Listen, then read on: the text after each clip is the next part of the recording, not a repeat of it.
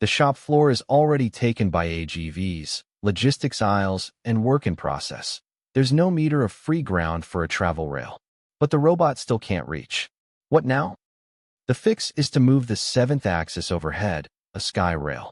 The robot hangs from the rail and travels along the part, while the ground-level logistics aisle stays untouched. EVST builds 4 sky rail configurations: dual axis for long stroke, positive axis for vertical pickup, hoisting style with the robot hanging head down, and side-mounted with the robot running flush to a wall, picked to match the layout. What does it save? Ground floor traffic. AGVs keep their routes, operators keep their walkways, the fire lane stays clear, and capacity scales without scaling square footage.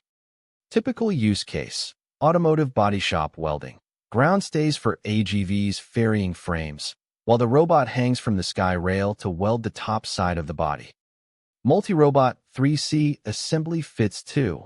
A dual-axis sky rail covers the full line. Several robots share the same axis, and operators below run fine assembly in parallel. Sky rail or ground rail. Tight floor, payload up to about 1,000 kilograms. Must keep the aisle. Choose sky. Heavy 800 to 2,000 kilograms parts. Floor space available. Choose ground. Extending reach, doesn't have to take the floor. Lifting the 7th axis overhead is the other path. This is EVST. We extend the travel rail family with 4 sky rail types.